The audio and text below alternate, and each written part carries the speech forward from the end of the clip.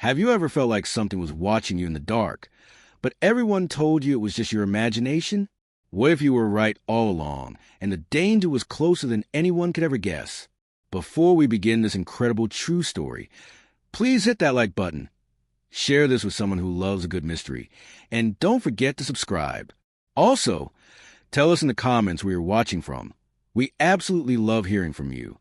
Michael Harrison sat in his giant office on the top floor of his mansion, surrounded by computer screens that glowed like tiny moons. He was a millionaire who made his fortune creating security systems, cameras, alarms, and gadgets that protected people all over the world. Michael believed in facts, in things he could see and touch and prove. He trusted numbers more than feelings, and evidence more than whispers. His wife, Emma, was different. She had soft brown eyes that seemed to notice everything, and lately, those eyes were filled with worry.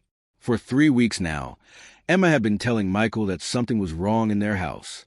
Not broken wrong, but scary wrong. The kind of wrong that makes your skin prickle and your heart beat faster when you walk into a dark room. "Michael, please listen to me," Emma said one evening as they ate dinner in their enormous dining room. The chandelier above them sparkled with 1,000 pieces of crystal, but Emma's hands shook as she held her fork.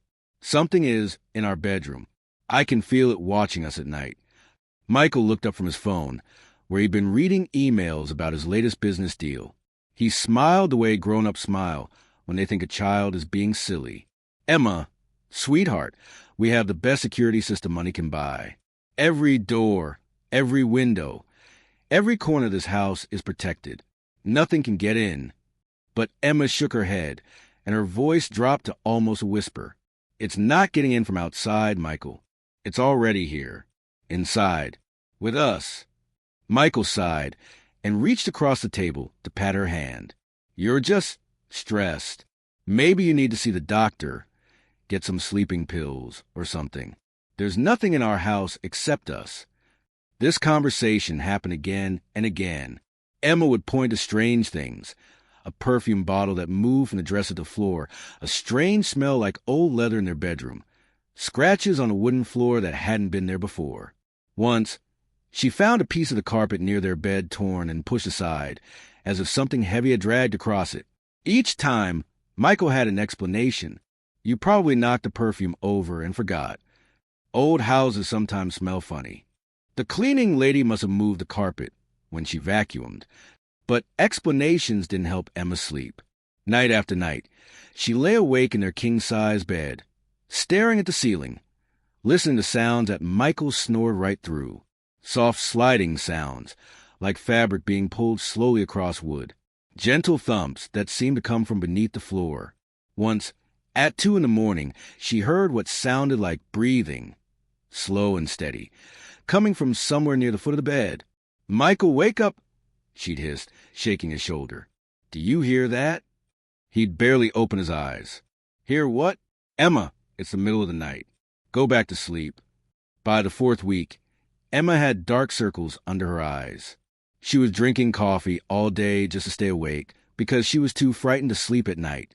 She started sleeping with the lights on, which made Michael grumpy because the brightness bothered him.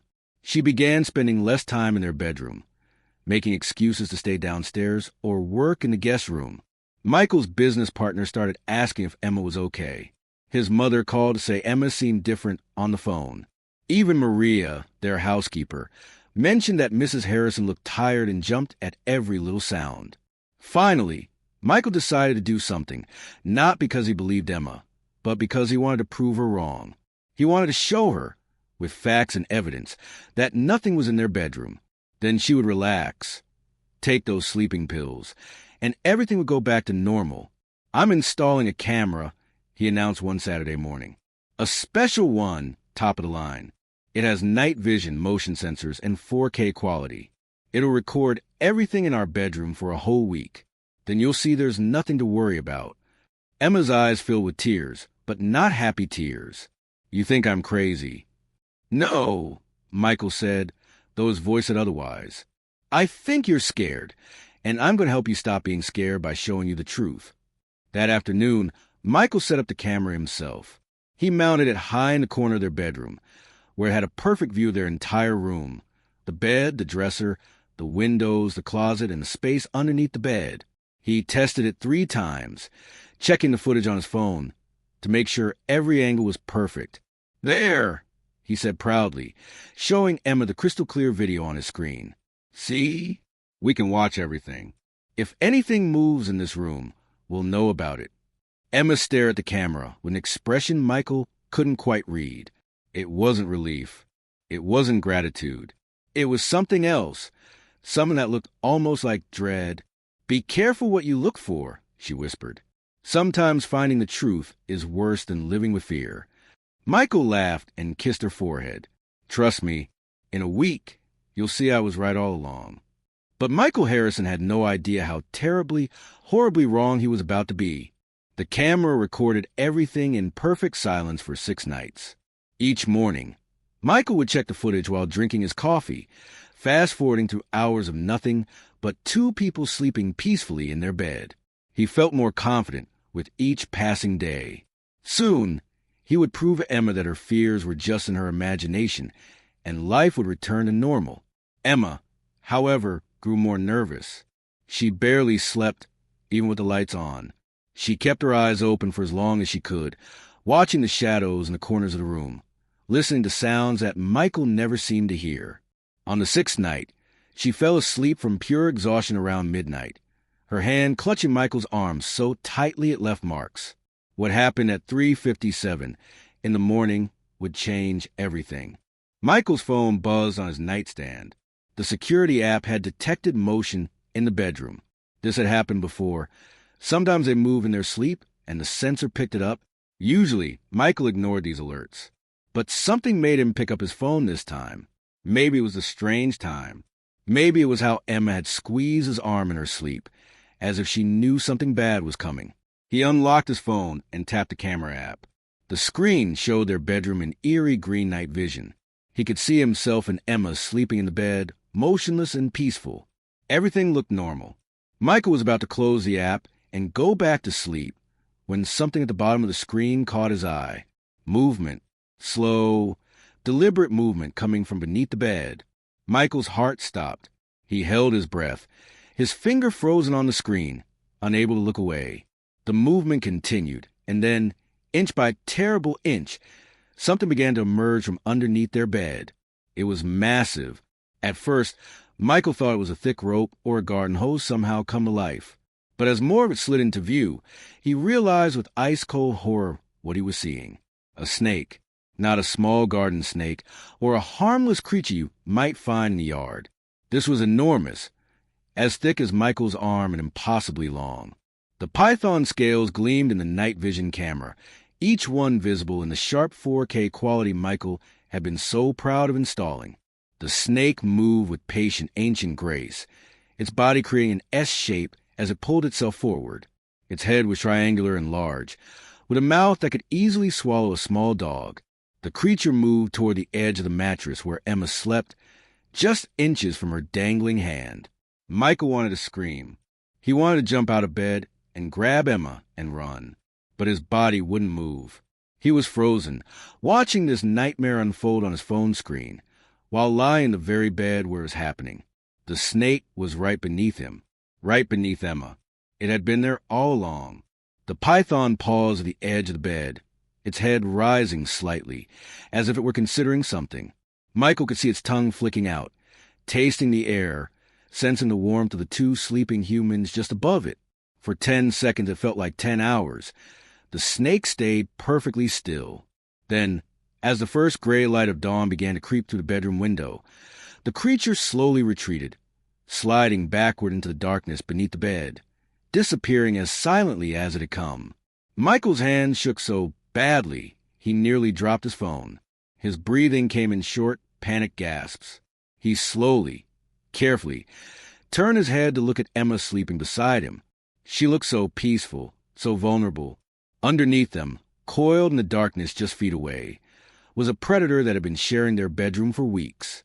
Very slowly, Michael slid out of bed, his movements tiny and controlled. He tiptoed across the room, not making a single sound, and slipped into the hallway. Only when he was safely outside the bedroom did he let himself breathe. His entire body trembled as he dialed 911 with shaking fingers.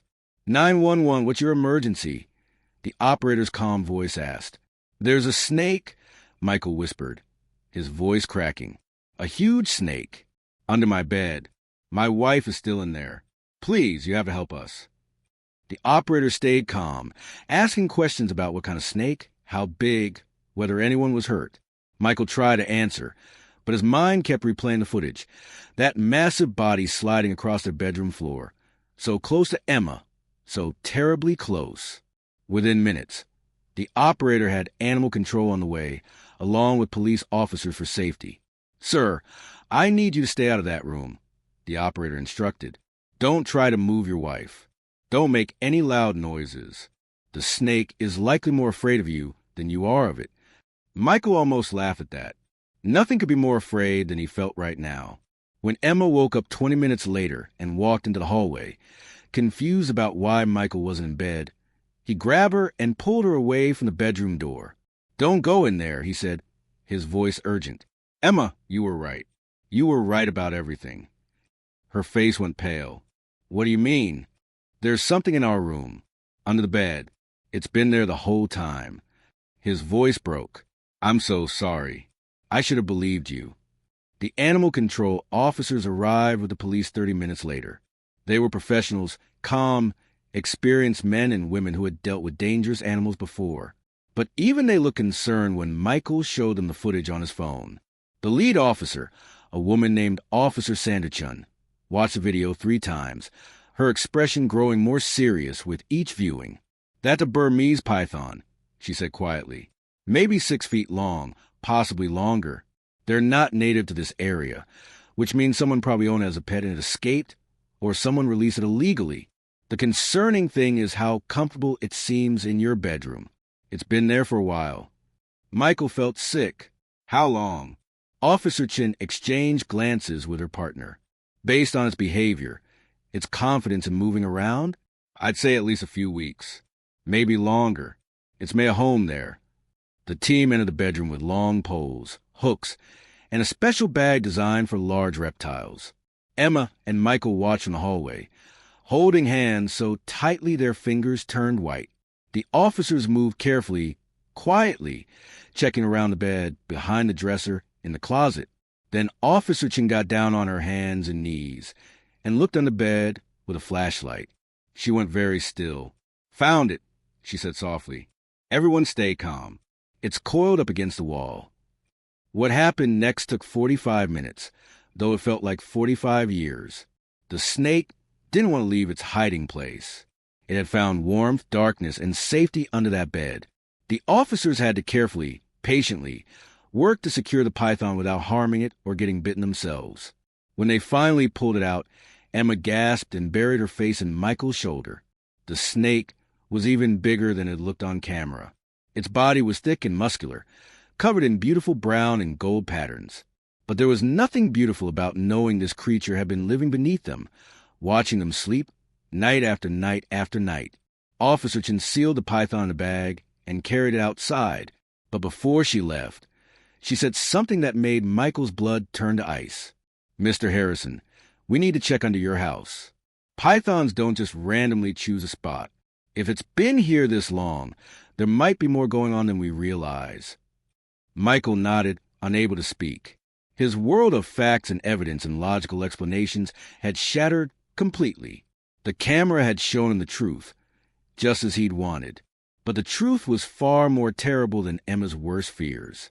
Officer Chun and her team didn't leave after capturing the python. Instead, they put on thick gloves and grabbed flashlights, heading to the basement access panel that led beneath the house. Michael and Emma followed, neither one willing to be separated now. The mansion that had once felt like a palace of safety now felt like a stranger's house, full of secrets and hidden dangers they'd never imagined. The crawl space beneath their bedroom was dark and dusty, barely tall enough for an adult to crouch inside. Officer Chin went in first, sweeping her flashlight across the ground. Within seconds, she stopped moving. Mr. and Mrs. Harrison, you need to see this. Michael crouched down and looked inside. What he saw made his stomach drop. There, Directly beneath where their bed sat was a hollow space that looked almost like a nest. Shredded pieces of fabric were scattered everywhere. Bits of old blankets, pieces of towel, and what looked like insulation pulled from the walls. In the center of this makeshift den lay something that made Emma gasp and cover her mouth. Snake skin, a complete shed skin, translucent and papery, coiled in a perfect spiral. It was huge, even bigger than the snake they just captured. "This is not good," Officer Chin said, her voice grave. "This python has been living here for a long time. Weeks, maybe months. It made this space into a den, a place where it felt safe and hidden. The fact that it shed its skin here means it was comfortable, well-fed, and thriving." "Well-fed?" Michael's voice cracked. "What was it eating?" Officer Chen's partner, a tall man named Officer Rodriguez, shone his light into a corner of the den. "Looks like rodents, mostly. We got rat bones here, mouse skeletons. The good news is the snake was eating pests. The bad news is you had enough rats and mice to keep a 6-foot python well-fed for months, and you never knew about either problem." Emma started shaking. Not just her hands this time, but her whole body. Michael wrapped his arms around her, but he was shaking too. All those nights Emma had lain awake, sensing something wrong, feeling watched, hearing strange sounds. She'd been right about everything, and he'd dismissed her. He'd made her feel crazy, suggested she needed pills, refused to believe her instincts. The guilt crashed over Michael like a wave. His wife had been sleeping just 2 feet above a massive predator, and he'd done nothing to protect her because he'd trusted his technology more than her feelings. He'd trusted his logic more than her fear. He'd trusted his pride more than her love. "I'm so sorry," he whispered into Emma's hair as the officers continued documenting the den. "I should have listened. I should have believed you." Emma didn't say anything. She just held on to him, her tears soaking into his shirt. The animal control team sealed the den, patched the hole where the snake had been entering and exiting, and set traps for the remaining rodents. They checked every other crawl space, every closet, every dark corner of the massive mansion. By the time they finished, the sun was high in the sky, and Michael and Emma were exhausted. Not from lack of sleep, but from fear finally being proven real. "You were incredibly lucky," Officer Chin told them as she prepared to leave. "Burmese pythons are usually not aggressive toward humans, but they're powerful constrictors. If that snake had felt threatened, if it had been hungry enough, if you'd accidentally rolled over onto it in your sleep, things could have ended very differently." After the officers left, taking the python to a reptile sanctuary where it would live safely away from people, Michael and Emma stood in their bedroom doorway. Neither one wanted to go inside. The camera was still mounted in the corner, its little red light blinking, still recording. Michael walked over and turned it off. They didn't need it anymore. "I can't sleep here," Emma said quietly. "I know it's gone. I know they sealed everything up, but I can still feel it. I close my eyes and I see it sliding across our floor. We'll sleep somewhere else tonight," Michael said immediately. "The guest room, a hotel, anywhere you want. And tomorrow we'll figure out what to do next. Maybe we move. Maybe we renovate. Whatever you need." But moving houses or buying new furniture couldn't fix what was really broken. Over the next few days, as they stayed in hotels and tried to process what had happened, Michael realized the snake wasn't the only thing that had been hiding in their home. His arrogance had been there too, coiled up tight, making him deaf to the person he loved most. Emma had nightmares every night. She'd wake up gasping, convinced she felt something sliding across the sheets. Michael would hold her and whisper apologies, but words couldn't erase weeks of dismissal and doubt. She'd been terrified and alone, and he'd made her feel foolish for being scared. One evening, as they sat in their hotel room, Emma finally spoke about what hurt most. "It wasn't just that you didn't believe me about the snake," she said softly. "It was that you didn't believe me about my own feelings. You treated my fear like it was a problem to be solved with cameras and facts, instead of something real that deserved respect." Michael nodded, tears in his eyes. "You're right. I spent all this money on security systems to protect us from dangers outside, but I ignored the danger inside our own home. And I ignored you, the person who actually sensed something was wrong. I don't need you to install cameras or buy gadgets, Emma continued. I need you to listen when I tell you something feels wrong. I need you to trust that my instincts matter, even when you can't see the proof yet. It was the most important conversation of their marriage. Michael had built his fortune on being the smartest person in the room, on trusting only what could be measured and proven. But Emma had almost paid the price for his certainty. Her quiet voice, her trembling hands, her sleepless nights, those had been evidence too. He'd just been too proud to see it. The camera footage stayed on Michael's phone, unwatched after that first horrible viewing. They never posted it online or showed it to friends. It wasn't entertainment. It was a reminder, a witness of the moment Michael's worldview cracked open, and he learned what really mattered. Slowly, carefully, they began rebuilding their life. Not in the mansion. Emma couldn't go back there, and Michael understood. They found a smaller house, modern and bright, with no crawl spaces and plenty of windows. Michael still worked in security, but he approached it differently now. He designed systems that worked with people's instincts, not against them. He taught his clients that technology should support human awareness, never replace it. Emma's nightmares faded over time, though she never slept with her hand dangling off the bed again. The fear left its mark, but so did the lesson. She'd learned that her voice mattered, that her feelings were valid, that she deserved to be heard. Michael had learned that love means listening, really listening, even when you think you know better. The python lived safely at the sanctuary, eating pre-killed rats and basking under heat lamps. It had been someone's pet once, probably released when it grew too big to manage. It was just an animal doing what animals do, looking for food, warmth, and shelter. It hadn't meant to terrorize anyone, but its presence had revealed a truth Michael needed to see. Some dangers hide in plain sight, not because they're invisible, but because we refuse to look. Some warnings come not through cameras and sensors, but through the trembling voice of someone who loves you saying, something feels wrong. The wisest thing a person can do is listen, believe, and act. Not someday, not eventually, but now, before it's too late. Michael and Emma learned that wealth can't buy safety if you don't have trust. Technology can't protect you if you ignore the people who know you best. And sometimes, the most important evidence in the world isn't something you can capture on camera. It's the feeling in your heart that says, pay attention, this matters. Something needs to change. The camera showed Michael what was under his bed, but Emma showed him what was in his heart. Pride that needed breaking, love that needed listening, and the courage to admit when he was wrong. That lesson saved them both, long after the snake was gone. In the end, they survived not because of the camera, but because Emma refused to stop speaking up, and Michael finally learned to hear her. Together, they built something stronger than any mansion. A partnership based on trust, respect, and the understanding that sometimes the people we love see dangers we can't, and it's our job to believe them. That's the real miracle. Not the footage, not the rescue, but the transformation of two people who learn that love isn't about being right.